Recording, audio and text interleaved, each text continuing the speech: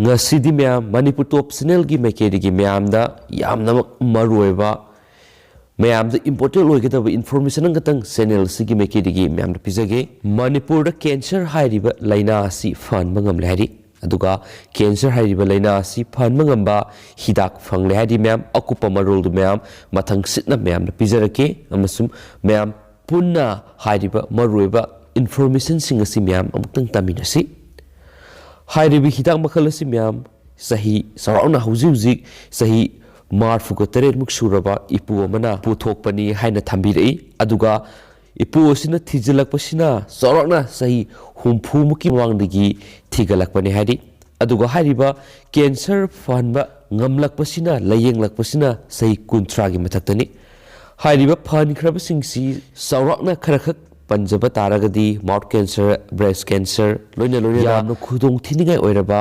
मरिसुबा last stage ता लेरबा फावबा फानबा ngamkhre hari लोइना ना अतोप कैंसर नाबा मियोय क्यामा फानबा ngamkhre hari अदुबो हौजिमकी ओइनदी ब्लड कैंसर नाबा मियोय सिंग ओइनदी ट्राई तौद्री हाइन सु थंबिरई लोइना ना हाइरबा कैंसर लेना असिदगी फखरबा मियोय क्यागिसु paodam mama मैम वीडियो सिगी मरकथना मैम दा हप्सरके डॉक्यूमेंट्री ओइना थमजरके लोइना ना नहनुवाई पुया कया मई थाखिबदुदा मैतै गोयबा हिदाक क्या लैजरमे सोहाइदी अदुगा पुया मई थाखिबदा नॉलेज क्या मांगखरबनी हाइनसु थंबिरे दुबो हिदाक पुथोकलिबा हल असि मंगोंदा जनरेशन बाय जनरेशन मागी नॉलेज असि लेहौबनी हाइनसु थंबिरई अमसुम mayam punna pukning thaugat minase amasum mayamna khangningbा leirakasu ahenba aduga hangningba amasum yamna hena khangningba pau phobiningba leirakasu mayam satpirakanda mayam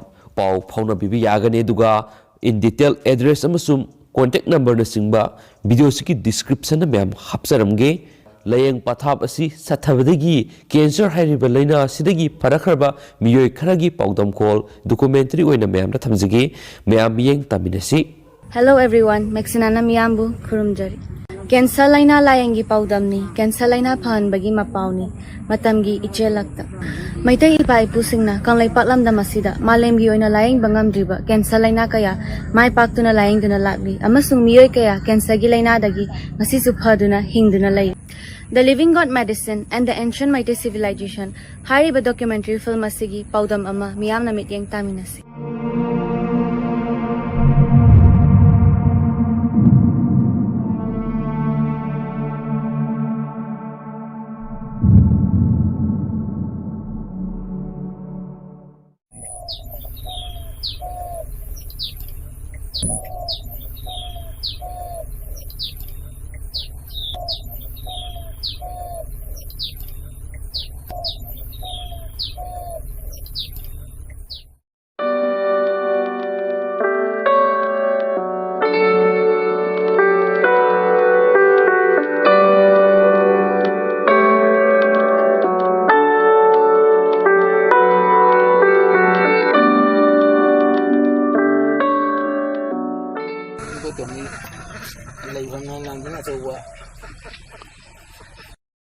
Sehingga jangan lupa. Aku kabung je brand dah kuamba, primer hadir.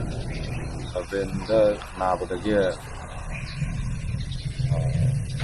Brand dah nama je hana dia kangam dia tu. 2019 ni Februari dah kangam pani maje. Zat pengam kerja dari mana kena tahu dah stroke kita pertama masam tahu pada kita ini yang dah skill tahu dah brand dah primer lagi. Wali tahu lagi set pokok pengambil yang film taram deh. Aduh, aku juga antara ni tata memorial hospital Mumbai dah jaga primer tu budi lokor. Tata memorial hospital Mumbai dah surgery tahu deh 2019 Februari March ta 2019 ni March tahu deh. Dah jadi amna serius set pokok pengambil deh. Aduh ada surgery tahu orang matung dah juga mempersulit itu pusat pokok-pokok problem yang ada. Ada apa yang nak ada mana? Ada wheelchair tu orang ke orang yang dah. Masih chemoterapi di tahu deh. Kan orang waran ya na dokter na. Kan orang masa am soal ni chemoterapi di tahu orang na. Ada radiation tu tahu kita. Aduh bu, kali itu tahu kita ada dokter nak kera rest pibiro na dum lakpana ade maru ina MEETEI LAYENGi hidak se sejana bagi di yamna tu ko le na ati thoi dok pa na bu le tre na se chang se le da lai jara ta da ri ya pa ke andak ta scale lo ge to se da film le ra andak ki ko no ta ha ge report ta re sa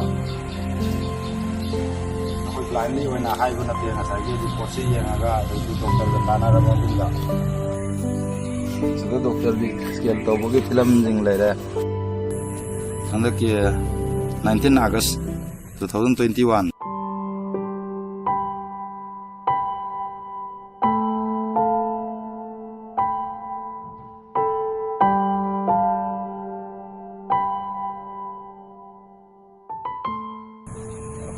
masaje am kan khat le khoi na jo doctor yu ahom na ta bida khoi na lesson party mo na sum kai na to ja bada khoi na seba se to ke ni na khoi kan ja bada ya masa kan khat le complexion phajare ade khoi do ko sa ba thak pa ke do ba loi na mak nungai ra ta MEETEI LAYENGi dak se season of the ge hoji khoi wa ge hoji scale to ba khot pa brain scale to ru da ba ge do ko ka shu ana ba mu le ram dre ha na adum doctor na jo ha bi re ado hoji brain da sawal ko ko surgery to ko ge matung da to ka do ba mayam do ambule tre hoji ke dak se season of the ge pura cure oi ha bu ge sang da lai ya ato pa doctor ge dak thoi na sa season adre kesu thoi dok pa lai tre masa da yam na masa moi khat le ado ge kang de hoji uri cinema yam na jo do yam na masi ai ki mo na ha ga dra do mayam ge jo masi Layengba ngam do ya si laina ma khala mani do masi matam sana Layeng ondra ga ju yam no dong ja da ba ko oi aduga masi Layeng mo ju yam na paisa yam sang ba de koi ge sium ba so ba laina pan de je ai ge na de din yam na yai pa ba koi ni ha be je ai mo se tung da koi ge cancer ai ba laina ji kumun mu that pa oi bi ro MEETEI gi chawkhatlol MEETEI civilization gi oiba liraba haukraba matamdagi hauna hidak ancient medicine kaya puyaga sagona duna laire haibasi miyamsu khangba matam oire ngasidi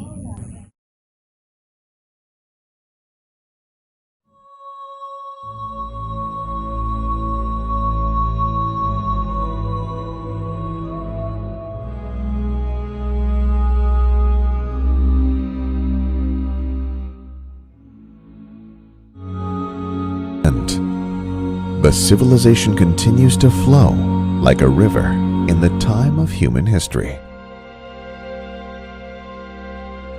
Ancient MEETEI civilization.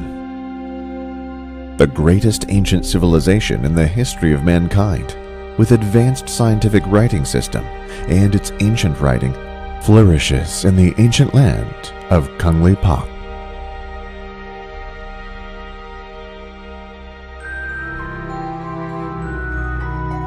The script is the interpretation of our human body.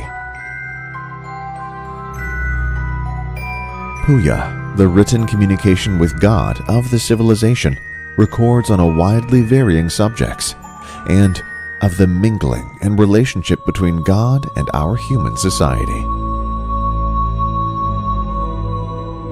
And even today, the God of the civilization still continues to communicate with our human society.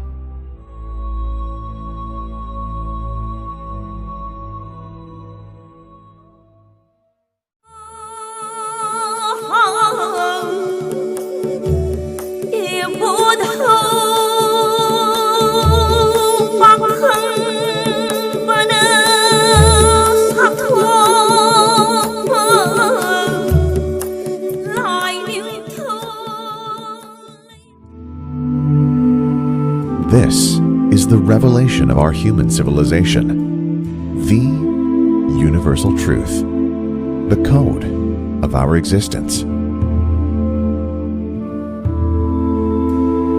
What is there of the British Empire and the civilization? Question of the century. Answer to the question is the answer of the century. the testimony of lie, is the end of the search. The quest for the universal truth